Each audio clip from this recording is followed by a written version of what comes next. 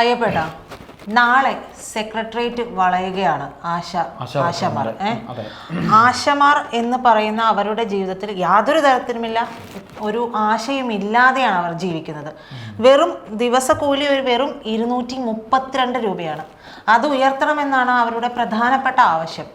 അപ്പോൾ ഇത് 35-ാം ദിവസമാണ്. ഇന്ന് 35-ാം ദിവസമാണ് അവരുടെ സമരത്തിൻ്റെ 35-ാം ദിവസം. ഇപ്പോഴും അവരെ പലതരത്തിൽ കളിയാക്കിക്കൊണ്ടിരിക്കുന്നു, പലതരത്തിൽ അപമാനിച്ചു കൊണ്ടിരിക്കുന്നു.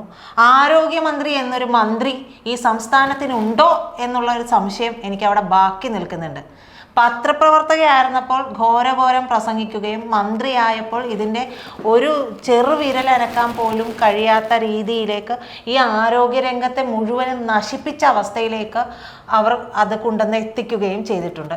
ഈ സമരം നാളെ സെക്രട്ടേറിയറ്റ് വളയുമ്പോൾ അതിനെ പൊളിക്കാനുള്ള ബാക്കി നടപടികളൊക്കെ CPM ചെയ്തുകൊണ്ടിരിക്കുന്നു. എങ്ങുമില്ലാത്ത ഒരു ട്രെയിനിങ് കാര്യവുമായിട്ട് അവർ സർക്കുലർ ഇറക്കിയിരിക്കുന്നു. ആശമാർ പറയുന്നു, ഞങ്ങൾ പോകില്ല, ഞങ്ങൾ ഇവിടെ കിടന്ന് മരിച്ചാലും കുഴപ്പമില്ല, ഞങ്ങൾ അതുവരെയും ഞങ്ങളുടെ അവകാശങ്ങൾക്ക് വേണ്ടി സമരം ചെയ്യുമെന്ന്. ഇത് ഓരോരോ ആശമാരുടെയും വാക്കാണ് ഏതെങ്കിലും ഒരാളിൽ നിന്ന് പുറത്തു വരുന്നത്. അപ്പോൾ ഈ സമരവും ഈ സർക്കാരിൻ്റെ നയവും ഈ ആരോഗ്യമന്ത്രി എന്ന് പറയുന്ന ഒരു പിണ്ണാക്കിനും കൊള്ളാത്ത ഒരു മന്ത്രിയും ഈ സംസ്ഥാനത്തിനെ പോക്കിതെങ്ങോട്ടാണ്?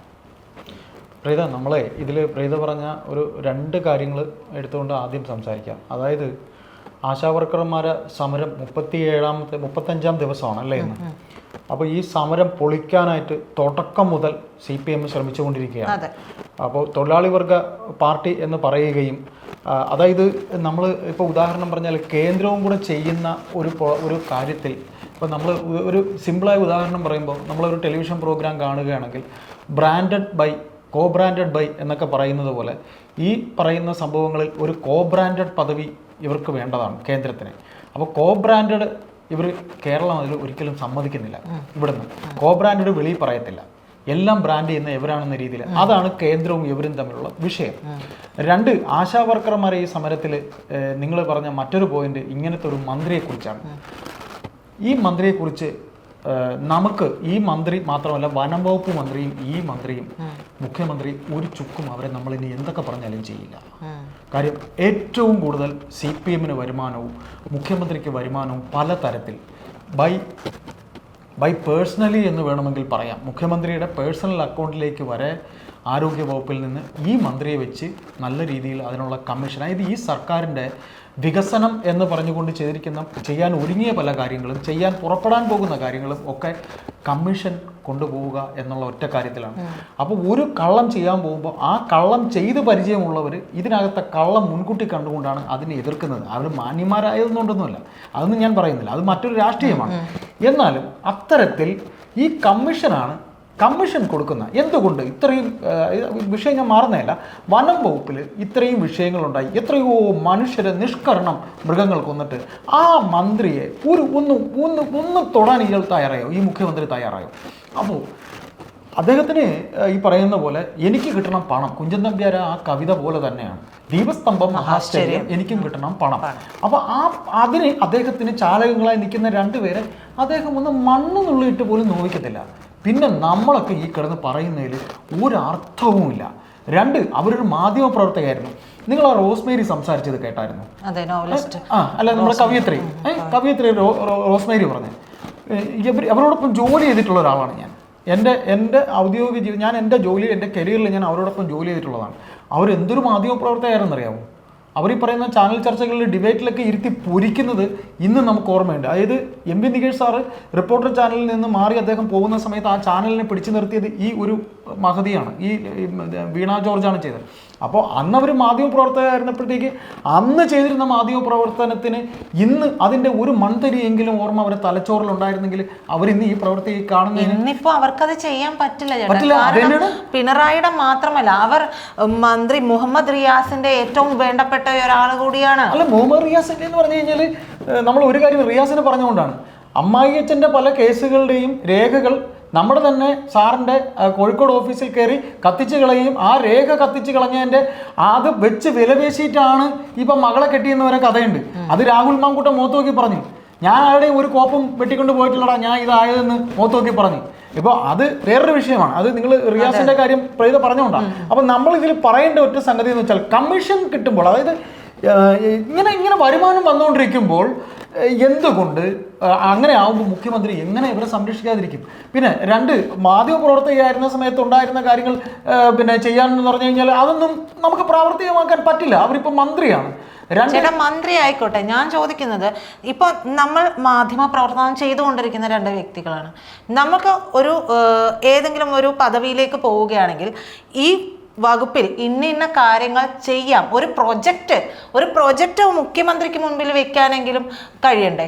എടോ അതിനൊക്കെ ഒരു ഇത് വേണം. ഈ പറയുന്ന പോലെ സ്വന്തമായി സത്യത്തിൽ ഇത് വെറുതെ ഒരു ഡമ്മി മന്ത്രി. തീർച്ചയായിട്ടും ചേട്ടൊന്ന് ആലോചിച്ചു നോക്കൂ. ആദ്യമേ തന്നെ കോഴിക്കോട് മെഡിക്കൽ കോളേജിൽ പഞ്ഞിയും കത്രികയും ഒക്കെ ഡോക്ടർമാർ വയറിന്റെ ഉള്ളിൽ വെച്ച് മറക്കുന്നു. ലിഫ്റ്റിൽ രോഗിയായിട്ടുള്ള മനുഷ്യൻ കുടുങ്ങുന്നു. രോഗിയെ പീഡിപ്പിക്കാൻ ശ്രമിക്കുന്ന അറ്റൻഡർ. ഇങ്ങനെ നിരവധി ചെയിനായിട്ട് നിരവധി കാര്യങ്ങൾ എടുത്തു നോക്കിയാലുണ്ട് പറയാൻ. ഈ കാര്യങ്ങളെല്ലാം നടക്കുമ്പോൾ ഒറ്റപ്പെട്ട സംഭവം അവർക്കെതിരെ നടപടിയെടുക്കും. ഈ നടപടി എന്താണ് എടുത്തത്? രോഗിയെ പീഡിപ്പിക്കാൻ ശ്രമിച്ച ആള് പിന്നീട് ജോലിക്ക് കയറി. അയാൾക്കെതിരെ പറഞ്ഞ സ്ത്രീ മൊഴി കൊടുത്ത സ്ത്രീ പെട്ടുപോയി. അപ്പോ ഇതൊക്കെ കണ്ടിട്ടും മുഖ്യമന്ത്രിയുടെയും ഈ ആരോഗ്യമന്ത്രിയുടെയും കണ്ണിൽ മത്ത കുത്തിയ പോലെയല്ലേ? ഇങ്ങനെയാണോ ഒരു വകുപ്പ് ചെയ്യേണ്ടത്? ഇങ്ങനെയാണോ ഒരു വകുപ്പിനെ കൊണ്ടുപോകേണ്ടത്? ഇതിനു മുമ്പിരുന്ന ഒരു സ്ത്രീ ആയിട്ടുള്ള ഒരു മന്ത്രി തന്നെ, ശൈലജ ടീച്ചർ, ഒരാൾ വെട്ടിവെച്ച വഴിയുണ്ട്, ആ വഴിയിലൂടെ നടക്കാനുള്ള എന്തെങ്കിലും ഒരു തരത്തിലുള്ള ശ്രമം നടക്കണ്ടേ ചേട്ടാ? അതായത് പ്രീത, ഇതെല്ലാം ഞാൻ സമ്മതിക്കുന്നു. ഇതിൽ എനിക്ക് പറയാനുള്ള മറ്റൊരു സംഗതി, ഇന്നലെ ആ ലാബിലുണ്ടായ വിഷയം.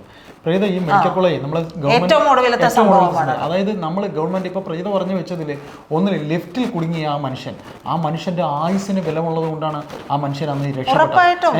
2, ഈ പറയുന്ന ലാബിനകത്ത് കയറി ഈ പറയുന്ന സാമ്പിളുകൾ എടുത്തുകൊണ്ട് പോയി. നിങ്ങൾ ഒരു രോഗിയെ കാണാൻ അവിടെ വിസിറ്ററായിട്ട് ചെല്ലുമ്പോൾ ഈ സെക്യൂരിറ്റിക്കാർ നമ്മളോട് പെരുമാറുന്നത് എനിക്ക് ദീർഘനാളത്തെ അനുഭവം ഈ തിരുവനന്തപുരം മെഡിക്കൽ കോളേജുമായി ബന്ധപ്പെട്ടിട്ടുണ്ട്. ഈ പറയുന്ന ഒരു ആക്രിക്കാരൻ ലാബിനകത്ത് കയറി ഈ സാമ്പിൾ എടുക്കുക എന്ന് പറയുമ്പോൾ നമ്മളൊന്ന് അതിനകത്തൊരു രോഗി അത്യാസന്ന നിലയിൽ കിടക്കുന്നു. എനിക്ക് ഒരുപാട് അനുഭവമുണ്ട്. നമ്മൾ ഒരു മാധ്യമ ജീവനക്കാരനാണെന്ന് പറഞ്ഞിട്ട് പോലും നമ്മളെ അവഹേളിച്ച് വിട്ട നിരവധി സംഭവങ്ങളുണ്ട്. അപ്പോൾ എനിക്ക് ചോദിക്കാനുള്ളത്, ഞാൻ ഇതിന്റെ മുക്കും മൂലയും, ഈ ആശുപത്രിയുടെ മുക്കും മൂലയും എനിക്കറിയാമെന്നുള്ളതാണ്. അപ്പോൾ ഈ ആക്രിക്കാരൻ നിത്യം അവിടെ വന്നു പോയ ഒരു ആക്രിക്കാരൻ എന്നാണ് പറയുന്നത്. അയാൾ കയറി ഇത് ഒരിടത്ത് വെച്ചിട്ട് ആ പോയ ഹൗസ് കീപ്പിംഗ് ജീവനക്കാരൻ വരുന്നതിനിടയ്ക്ക് ആക്രിക്കാരൻ ഇത് എടുത്തുകൊണ്ട് പോകുമെന്ന് പറഞ്ഞാൽ എന്ത് സുരക്ഷിതത്വമാണ്? മുക്കിന് നമ്മൾ കയറി ചെല്ലുമ്പോൾ പിടിക്കുന്ന സുരക്ഷാ ജീവനക്കാരൻ അവിടെ എന്താ സംഭവിക്കുന്നത്? 2, എനിക്ക് ഒരു കാര്യം കൂടി ഇതിൽ പറയാനുണ്ട്.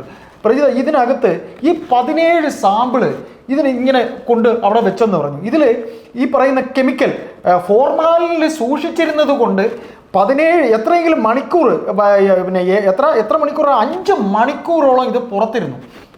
നമ്മൾ ഒരു സാധാരണ കാര്യത്തിന് ഇത്തരത്തിൽ ചികിത്സ, ഈ ലാബ് ടെസ്റ്റിനായിട്ട് നമ്മൾ പോകുമ്പോൾ നമ്മൾ എടുക്കേണ്ട സാമ്പിള് ഒരു മിനിറ്റ് വൈകിയാൽ, 2 മിനിറ്റ് വൈകിയാൽ ഈ ലാബിൽ നിൽക്കുന്നവർ എന്തെല്ലാം പറയും നിങ്ങൾക്കറിയോ? എനിക്ക് അനുഭവമുണ്ട്. അപ്പോൾ ഈ പറയുന്ന 17 സാമ്പിളുകളാണ് ഈ ആക്രിക്കാരൻ എടുത്തിട്ട് നിർദാക്ഷിണ്യം വലിച്ചെറിഞ്ഞിട്ട് പോയത്. എന്നിട്ട് അതിനൊരു സാധൂകരണം പറഞ്ഞിരിക്കുന്നത് മെഫ്താലിൻ അതിൽ വെച്ചിരുന്നത് കൊണ്ട്, അല്ല ഫോർമാലിൻ സൂക്ഷിച്ചിരുന്നത് കൊണ്ട് കുഴപ്പമില്ല, അത് നമുക്ക് പിന്നെ ബാക്കി തുടർ നടപടികൾ പരിശോധനയ്ക്ക് വിധേയമാക്കാമെന്ന്. ഇത് ആരെ പറ്റിക്കാൻ, ആരെ കൂടെ ഒരു ലേശം ഉളുപ്പില്ലേ എന്ന് ഉളുപ്പെന്ന് പറയുന്നത് ഒന്ന് ആലോചിച്ച് നോക്കൂ. ഒരു രോഗിയുടെ രോഗനിർണയം നടത്തുന്നതിന് എടുത്ത സാമ്പിളുകളാണ്. ആ സാമ്പിളുകൾ വലിച്ചെറിഞ്ഞിട്ട പോലെയല്ലേ? വലിച്ചെറിഞ്ഞ് ഒരു യാതൊരു തരത്തിലുമുള്ള പ്രൊട്ടക്ഷൻ ഈ ഹോസ്പിറ്റലുകളിൽ ഇത്തരം കാര്യങ്ങൾക്ക് ഇല്ല എന്നുള്ളത് വ്യക്തമല്ലേ? നമുക്കൊക്കെ അറിയാലോ. ചേട്ടൻ തന്നെ പറഞ്ഞു, ഹോസ്പിറ്റലുകളിലൊക്കെ കയറി ചെന്ന് കഴിഞ്ഞിട്ടുണ്ടെങ്കിൽ ഇവരുടെയൊക്കെ ഈ അറ്റൻഡർ മുതലുള്ളവരുടെയൊക്കെ വായിൽ നിന്ന് ചില സമയം വരുന്നത് കേട്ടിട്ടുണ്ടെങ്കിൽ ഈ ഒരു ജാഗ്രതയൊക്കെ ഇത്തരം കാര്യങ്ങളിലല്ലേ കാണിക്കേണ്ടത്? അവിടെ പടിയിലാണ് വെച്ചിട്ടാണ് പോയിരിക്കുന്നത്. അതെ, പടിയിൽ വെച്ചിട്ട് പോയ സാധനമാണ് ആക്രിക്കാരന് എന്ത് സാമ്പിൾ അയക്കറിയാമോ? ആക്രിക്കാരൻ പ്ലാസ്റ്റിക് ബോക്സ് കൊള്ളാം എടുത്ത് വിട്ട എന്തായി? അവന് എന്തോ തോന്നി, അവനത് അവിടെ തിരിച്ചു വെച്ചു. അവൻ കണ്ട് പേടിച്ചു പോയി. ശരീരഭാഗങ്ങൾ കണ്ട് അവൻ പേടിച്ചു പോയി, അതുകൊണ്ട് അവൻ തിരിച്ചു വെച്ചു, അതുകൊണ്ട് അത് കിട്ടി. അല്ലാതെ കിട്ടുമെന്ന് വിചാരിക്കുന്നുണ്ടോ? രണ്ട്, ഈ പറയുന്ന പോലെ എന്താ പറയുക, ഈ പ്രജിത പറഞ്ഞ പോലെ ഹാർഡ് ബോർഡ് പെട്ടി, അല്ലാതെ ഇതെല്ലാം വെച്ചിരിക്കുന്ന ബാക്കിയുള്ള പെട്ടിയിലുണ്ട്. അപ്പോൾ അവൻ നോക്കുമ്പോൾ ഒരു പ്ലാസ്റ്റിക്കാണ്. എൻ്റെ സംശയം ഈ പറയുന്ന അതൊരു രാവണം കോട്ടയാണ്. പ്രീതയ്ക്ക് അത് പറഞ്ഞാൽ മനസ്സിലായി. ഗവൺമെൻറ് ആശുപത്രി എന്ന് പറയുമ്പോൾ ഒരു ലാബ് ഇരിക്കുന്നത് ഇവിടെയാണെങ്കിൽ അടുത്ത ലാബ് ഇരിക്കുന്നത് ആ രാവണംകോട്ട ചുറ്റി നമ്മൾ ചിലപ്പോൾ ലിഫ്റ്റ് ഉണ്ടാവില്ല. ഒരു വഴിക്ക് പോകുമ്പോൾ അടുത്ത വേറൊരു വഴി കറങ്ങിയാലേ പോകാൻ പറ്റുള്ളൂ എന്ന് പറയും. നമ്മൾ അർദ്ധരാത്രി 12 മണിക്കും 1 മണിക്കും നിരവധി നമ്മുടെ തന്നെ പല ബന്ധുക്കളെയും കൊണ്ട് നമ്മൾ ആശുപത്രിയിൽ പോയിട്ടുണ്ട്. അപ്പോൾ അന്ന് ആ സമയങ്ങളിൽ ഈ ആശുപത്രിക്കാർ നമ്മളോട് പെരുമാറിയതും ഇതെല്ലാം നമുക്ക് കൃത്യമായിട്ട് അറിയാം. ഇതിൽ ഒറ്റപ്പെട്ട സംഭവം എന്ന് പറഞ്ഞുകൊണ്ട് വീണ്ടും മന്ത്രി പ്രത്യക്ഷപ്പെടുമെന്നുള്ള കാര്യത്തിൽ നമ്മൾ വേറൊന്നും വിചാരിക്കേണ്ട. അല്ല, അത് ചേട്ടൻ ലേശം ഒരു ഉളുപ്പുണ്ടെങ്കിൽ അത് പറയില്ല. പക്ഷെ അവർക്ക് അതില്ല. അവർ ആരുടെയൊക്കെയോ കയ്യാളായിട്ട്, ചേട്ടൻ പറഞ്ഞ വ്യക്തിയുടെ തന്നെ അത് തന്നെ കയ്യാളായിട്ട് നിൽക്കുന്നുണ്ട്. എനിക്കിതൊന്നും സംഭവിക്കില്ല, ഞാൻ ഇവിടെ കിടന്ന് എന്ത് കാണിച്ചാലും ഒന്നും ചെയ്യില്ലെന്നേ. നിങ്ങൾ എന്ത് കാണിച്ചാലും എനിക്കൊരു സംഭവിക്കാൻ പോകുന്നില്ല. ഇത് തന്നെയാണ് ഈ ആശാ വർക്കർമാരുടെ സമരത്തിലേക്ക് വരുമ്പോഴും സംഭവിക്കുന്നത്. അവരെ ഉപയോഗപ്പെടുത്തേണ്ട രീതിയിൽ മുഴുവൻ ഉപയോഗപ്പെടുത്തിയിട്ട് ഇവർക്ക് വേണ്ട ഒരു കാര്യം, ആ ഒരു ആശ ചോദിച്ചതൊക്കെ കണക്കല്ലേ. 7000 രൂപയ്ക്ക് രാഹുൽ മാങ്കൂട്ടവും ചോദിച്ചില്ലേ, 7000 രൂപയ്ക്ക് ഏതെങ്കിലും ഒരു മന്ത്രി വീട് നടത്തി കാണിക്കട്ടെ. 7000 രൂപയ്ക്ക് ഇവരുടെ പിന്നിയാളായിട്ട് നടക്കുന്നവർക്ക് ഇവരെ എത്ര രൂപയാണ് ശമ്പളം കൊടുക്കുന്നത് ഇല്ലേ? ഈ PSC വഴിയുള്ളതിന് 4 ലക്ഷം രൂപയാക്കി കൊടുത്തിരിക്കുന്നു. എന്ത് കാര്യത്തിനാണ്? അതിൽ നിന്ന് വക മാറ്റിയ പോലും ഇവരുടെ പ്രശ്നം പരിഹരിക്കാവുന്നതല്ലേ ഉള്ളൂ. ഈ കേന്ദ്രത്തിനെ പറഞ്ഞുകൊണ്ടിരിക്കുന്നു. ചേട്ടൻ പറഞ്ഞതൊരു വിഷയം തന്നെയാണ്. കേന്ദ്രവും ഇവരും തമ്മിലുള്ള ഒരു ക്ലാഷ് ഇവിടെയുണ്ട്. കാരണം അവിടെ നിന്ന് കിട്ടുന്നത് മുഴുവൻ എടുത്ത് ഇവിടെ കൊണ്ടുവന്ന് വെച്ചിട്ട് ഇത് ഞങ്ങളുടെ പദ്ധതി, തീർച്ചയായിട്ടും അത് പറഞ്ഞാൽ ആരും സമ്മതിക്കില്ല. ഇപ്പോൾ ഇതിനകത്ത് പ്രീത പറഞ്ഞ ഒരു കാര്യം, ഇത് പൊളിക്കാനെന്ന് പറഞ്ഞു, ഈ സമരം പൊളിക്കാനെന്ന്. ഒരു ആശാ വർക്കർ ഇന്നലെ സംസാരിച്ചത് കേട്ടോ. അവരുടെ വീട് ജപ്തി നോട്ടീസിന് അയച്ചിരിക്കുന്നു, പേപ്പർ അയച്ചിരിക്കുന്നു. അവർ കരയുകയാണ്. അവരുടെ മകൾ ക്യാൻസർ പേഷ്യൻ്റ് ആയിരുന്നു. ആ കുട്ടിയെ രക്ഷിക്കാനായിട്ടാണ് അവർ ഈ പറയുന്ന രീതിയിൽ വീട് പണയപ്പെടുത്തിയത്. ഈ കണ്ട മണിക്കൂറുകൾ ഇതെല്ലാം ചെയ്തിട്ട് തിരിച്ചു ചെന്ന് കയറാൻ ഒരു കൂരയുണ്ടായിരുന്നു. ആ കൂര ഇപ്പോൾ എനിക്ക് നഷ്ടമായി എന്നൊക്കെ പറയുമ്പോൾ ഇവർക്കൊന്നും മനുഷ്യത്വം. ഈ മുഖ്യമന്ത്രി എന്തിന് ഇത്രയും വലിയ ഈഗോയിസം കാണിക്കണം എന്നാണ് ചോദിക്കുന്നത്. പിന്നെ കഴിഞ്ഞ ദിവസം EP ജയരാജൻ എന്ന് പറഞ്ഞിട്ട് പോയ ഡയലോഗ്, അതിന് ആ ആശ കൊടുത്ത മറുപടി അങ്ങേർക്കൊന്നും അറിയില്ല, അങ്ങനെ ഒരു കുഞ്ഞുവാവയല്ലേ. അത്രേ കണക്ക് കൂട്ടിയിട്ടുള്ളൂ. അത്രയും വലിപ്പമുണ്ട് എന്ന് പറയുന്ന നേതാവിനെ ഇവരുടെയൊക്കെ മനസ്സിലുള്ളൂ. പിന്നെ കേന്ദ്രം ഇത് ഹൈജാക്ക് ചെയ്തു, അതിനും മറുപടി കൊടുത്തിട്ടുണ്ട് ആശമാര്. സുരേഷ് ഗോപി വന്നുപോയി, പിന്തുണ തന്നു, പിന്തുണ ഞങ്ങൾ സ്വീകരിക്കുന്നു. പക്ഷെ പ്രഖ്യാപനമല്ല, ഉത്തരവായിട്ട് അദ്ദേഹം ഇവിടെ വരട്ടെ എന്നാണ് പറയുന്നത്. അല്ലാതെ വെറുതെ വന്നു പോയിട്ടുണ്ടെങ്കിൽ അദ്ദേഹത്തിന്റെ വില പോവും, ഞങ്ങൾക്കുള്ള പിന്തുണയും പോവും. അതുകൊണ്ട് ആരെയും ഞങ്ങൾ ഇതിലേക്ക് വലിച്ചഴക്കുന്നില്ല. ഞങ്ങൾക്ക് പിന്തുണ നൽകുന്നതിൽ സന്തോഷമെന്ന് മാത്രമേ അവർ പറയുന്നുള്ളൂ. ഇവർക്ക് ചേട്ടനൊന്ന് ആലോചിച്ച് നോക്ക്. ഒരു ആശ പറയുന്നത് അവർക്ക് അവരുടെ പരിസരത്ത് 486 വീടുണ്ട്. അതിൽ 1650 പേരുണ്ട് ഈ 486 വീടുകളിലായിട്ട്. ഈ വീടുകളിലൊക്കെ കയറി ഇറങ്ങി ഓരോ വിവരശേഖരണവും ബോധവൽക്കരണവും ശൈലി ആപ്പിലിട്ട് കുത്തി ഉണ്ടാക്കുന്നതിനും ഒക്കെ ഒരു ദിവസം നെറ്റ് ചാർജ് ചെയ്യണതിന് എത്ര രൂപ വേണം ചേട്ടാ? ഒരു ദിവസം നെറ്റ് ചാർജ്. ഈ ഒരു വീട്ടിൽ നിന്നും മറ്റൊരു പ്രശ്നമുള്ള വീട്ടിലേക്ക് പോകണമെങ്കിൽ ഇത്രയും ദൂരം ഇവർക്ക് നടന്നു പോകാൻ പറ്റുമോ? ചില വീടുകൾ ഉള്ളേരിയകളായിരിക്കും. അങ്ങോട്ട് പോകണമെങ്കിൽ നടന്നിട്ട് പോകൽ നടക്കില്ല. ചിലപ്പോൾ അവരൊരു ഓട്ടോ വിളിച്ചിട്ടായിരിക്കും പോകുന്നത്. ഒരു ദിവസം ഒരു സ്ഥലത്തേക്ക് ഓട്ടോ പിടിച്ചു പോകണമെങ്കിൽ എത്ര രൂപയാവും? ഇല്ലേ, അത്രയും രൂപയാവും. ഇതൊന്നും കണക്ക് കൂട്ടാൻ 250 ഇല്ല, 232 രൂപ. 232 രൂപ. അത് 250 തികച്ചുമില്ല. ഇവരൊക്കെ അന്ന് ചോദിക്കുന്നുണ്ടായാലോ, എന്താണ് കൊടിതോരണങ്ങളുടെ കാര്യം പറഞ്ഞപ്പോൾ ചോദിക്കുന്നുണ്ടല്ലോ, എന്തിനാണോ കാറൊക്കെ ആയിട്ട് വരുന്നതെന്ന് ഒറ്റ പുച്ഛിക്കുന്നത്. ഇവരൊക്കെ സ്ഥിരം കാറിൽ AC കാറിലിരുന്നല്ലേ പോകുന്നത്? AC കാറിലിരുന്നല്ലാണ്ട് ഇവർ പോകുന്നുണ്ടോ? അപ്പോൾ ഇവരെ മനഃപൂർവ്വം ഇത്തരം കാര്യങ്ങളൊക്കെ ഒരു ഭരണകൂടം, അതും എല്ലാവരും പറയുന്നത്, ആക്ഷേപിക്കുന്നത്, പുച്ഛിക്കുന്നത് എന്തുകൊണ്ടാണെന്നറിയോ? ഒരു ഇടതുപക്ഷ സർക്കാരിന്റെ ഭാഗത്ത് നിന്നാണ് ഇത്തരം വീഴ്ചകൾ ഉണ്ടാകുന്നത് എന്നുള്ളത് കൊണ്ട് തന്നെയാണ്. തൊഴിലാളി വർഗ സർക്കാർ എന്നൊക്കെ പറയുന്നതിൽ യാതൊരു ഇനി ആ ഒരു വാക്ക് ഉച്ചരിക്കാൻ ഇവർക്ക് എന്ത് യോഗ്യത എന്നുള്ളത് മാത്രമേ. കാര്യം ഇതിനകത്ത് പറയുന്നത് എനിക്ക് മനസ്സിലായ ഒരു സംഗതി ഞാൻ പറയാം. ഇതിനകത്ത് ഇപ്പോൾ ഇവർക്ക് ഉണ്ടായിരിക്കുന്നത് SUCI എന്ന് പറയുന്ന ഒരു പാർട്ടി ഇതിൽ ഇടപെട്ടിരിക്കുന്നതിലുള്ള ഈർഷ്യതയാണ്. കാര്യം എനിക്ക് ഈ പാർട്ടി മെമ്പർമാരെയും ഒക്കെ എനിക്ക് അടുത്തറിയാവുന്നവരാണ്. ഈ പറയുന്ന SUCIയുടെ ഈ ആൾക്കാർ ഇതിൻ്റെ ഓഫീസ് നമ്മൾ പലതവണ ഈ മിനിയുടെയുമായി ബന്ധപ്പെട്ടുള്ള ആൾക്കാരെയൊക്കെ നമ്മൾ വിളിച്ചിട്ടുണ്ട്. എന്തിന് കേവലം ഈ പറയുന്ന ഒരു പാർട്ടിയുടെ പേര് പറഞ്ഞുകൊണ്ട് ഇവർ ഈ ഈർഷ്യത കാണിക്കുന്നു? ഇവിടെ കോൺഗ്രസ് ഇവർക്ക് സപ്പോർട്ട് ചെയ്ത് സംസാരിക്കുന്നുണ്ട്, ബാക്കി ആറില്ല. പ്രതിപക്ഷ നേതാവ് എത്രയോ തവണ നിയമസഭയ്ക്കകത്ത് ഒരു റൂമർ ഇടയ്ക്ക് വൈകുന്നേരം ഉണ്ടായി, അന്ന് നിയമസഭ നടക്കുന്ന സമയമാണ്, ഇന്ന് രാത്രിയോടുകൂടി ചിലപ്പോൾ ഈ സമരം ഒത്തുതീർന്നേക്കാം. ഈ പ്രതിപക്ഷ നേതാവ് വീണ ജോർജിൻ്റെ അടുത്ത് പോയി അന്ന് നമ്മുടെ നിയമസഭാ മന്ദിരത്തിനകത്ത് ഇവർക്കെല്ലാം ഓഫീസുണ്ട്. അപ്പോൾ നമ്മുടെ തന്നെ പത്രപ്രവർത്തക സുഹൃത്തുക്കളും പറഞ്ഞു, ஆனால் എന്തൊക്കെയോ ചർച്ചകൾ നടക്കുന്നു, ചിലപ്പോൾ ഇന്ന് രാത്രി തീർന്നേക്കാൻ സാധ്യതയുണ്ട് എന്ന് പറഞ്ഞു. സംഗതിയൊന്നുമില്ല, ഈഗോയുടെ അങ്ങേയറ്റമാണ് ഈ കാണിച്ചുകൊണ്ടിരിക്കുന്നത്. അതായത് സമരം പൊളിക്കാൻ 18 അടവും പയറ്റി, അത് പൊളിഞ്ഞു. ബഹുജന പിന്തുണ കിട്ടിക്കഴിഞ്ഞു, അത് വേറൊരു വശം. ഇതിപ്പോൾ സംഭവം വന്നുപോയി, ഈ SUCI ഇതിൽ ഇടപെട്ടിരിക്കുന്നു എന്നുള്ള ഒറ്റ കാരണം കൊണ്ടാണ് ഈ കാണിക്കുന്ന സർവ്വ ചെറ്റത്തരവും എന്ന് മാത്രമേ ഞാൻ നോക്കിയിട്ട് ഇതിൽ കാണുന്നുള്ളൂ. എന്തായാലും ഈ കാണിക്കുന്ന നെറുകേടിന് ഇവരുടെ ഭാഗത്ത് അല്ല സാറേ, ഇതിൽ നമുക്കൊന്നുകൂടെ പറയേണ്ടത്, ബഹുമാനപ്പെട്ട മുഖ്യമന്ത്രിയും ആരോഗ്യമന്ത്രിയും മനസ്സിലാക്കാനുള്ളത്, ഈ കാണിക്കുന്ന നെറികേടുകളൊക്കെ തന്നെ ജനം മറക്കാൻ അധികം ഈ പറയുന്ന ദിവസങ്ങളൊന്നും ഇനി ബാക്കിയില്ല. ഇനിയൊരു എന്തായാലും ഈ സമരം എന്ന് പറയുന്നത് എന്നും സാധാരണക്കാരൻ്റെ മനസ്സിൽ നിൽക്കും, സ്ത്രീകളുടെ മനസ്സിൽ നിൽക്കും. പാർട്ടി അംഗങ്ങൾ പോലും ഈ പറയുന്ന കാര്യത്തിൽ എതിരാണ് ഇവർക്കെല്ലാം. അതുകൊണ്ട് നിങ്ങളൊന്ന് ഒരു വേള ഓർത്താൽ, നിങ്ങൾ സംരക്ഷിക്കാൻ ശ്രമിക്കുന്ന ഈ മന്ത്രി കാരണം തന്നെ നിങ്ങൾക്ക് പലതും നഷ്ടപ്പെടേണ്ട അവസ്ഥയിലേക്ക് പോകുമെന്ന് മാത്രമേ ജനങ്ങൾക്ക് ഈ പറയുന്ന ഭരണകൂടത്തിനെ അറിയിക്കാനുള്ളൂ എന്ന് മാത്രമേ നമുക്ക് പറയാനുള്ളൂ.